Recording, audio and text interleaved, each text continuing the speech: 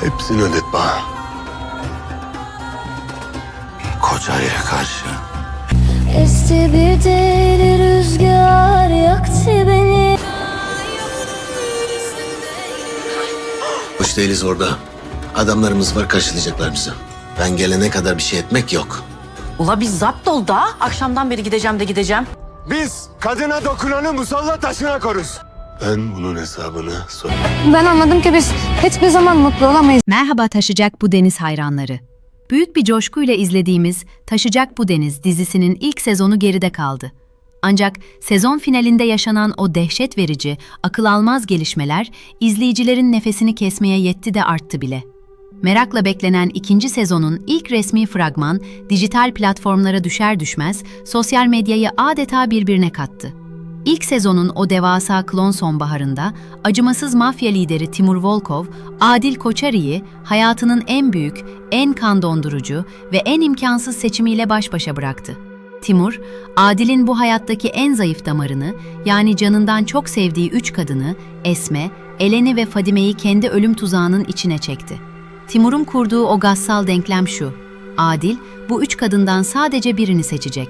Diğer ikisi ise acımasızca katledilecek. Ancak kulislerden ve yapım şirketinden sızan ilk sıcak haberler yüreklere su serpiyor. Bu 3 kadından hiçbiri ölmeyecek.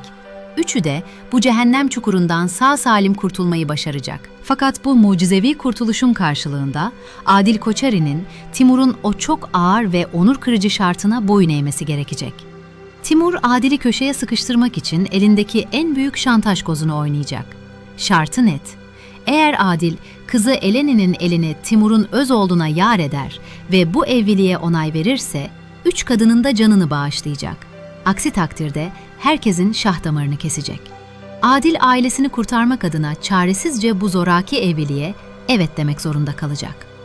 İçeriden gelen bilgilere göre son dakikada radikal bir kas değişikliği yaşanmazsa, Timur Volkov'un bu acımasız, karanlık ve dişli oğlunu ünlü oyuncu Aras Aydın canlandıracak. Ancak bu nikah öyle sanıldığı kadar kolay kıyılamayacak. Adil ve Oruç tam nikah masasında son saniyede öyle devasa bir hamle ve patlama gerçekleştirecekler ki bu zayıf ve zoraki evlilik operasyonu çökecek.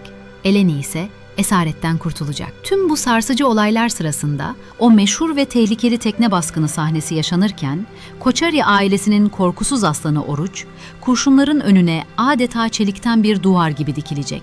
Bu nefes kesen kurtarma operasyonunda Oruç bir kez daha vurulacak ve ekran başındakilerin yüreğini ağzına getirecek. Fakat hiç endişelenmeyin. Bu kurşun yarası oldukça hafif ve yüzeysel olacak. Hayati bir tehlike barındırmayacak.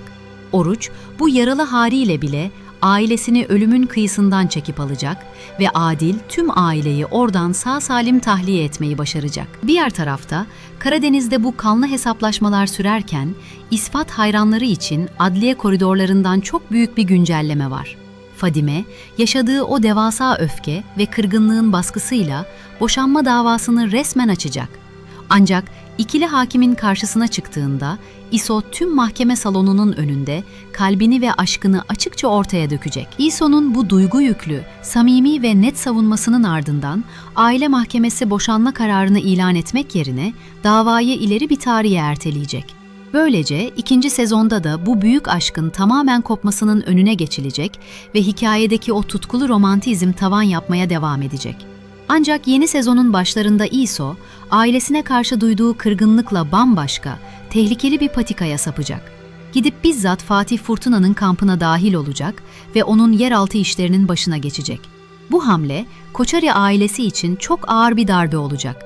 Fakat İso'nun bu sarsıcı ihaneti ve saf değiştirmesi çok uzun sürmeyecek. Çok geçmeden İso, Fatih Fırtına'nın göründüğü gibi bir dost olmadığını, tıpkı Şerif gibi koyunlarında besledikleri acımasız bir engerek yılanı olduğunu ve arkalarından tüm Koçari soyunu kurutmak için gizli planlar yaptığını acı bir şekilde öğrenecek. İso bu kalleş gerçeği fark ettiği an, Fırtına kampına tekmeyi basıp yeniden Adil Koçari'nin o güvenli gölgesine geri dönecek. İkinci sezonda iki aslan kardeş Oruç ve İso, yeniden omuz omuza vererek ailelerini savunacak ve düşmanlarının cehennemini yaşatacaklar.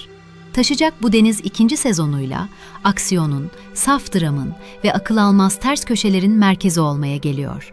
Koçeri ailesi sarsılacak, büzülecek ama küllerinden çok daha güçlü bir şekilde doğacak.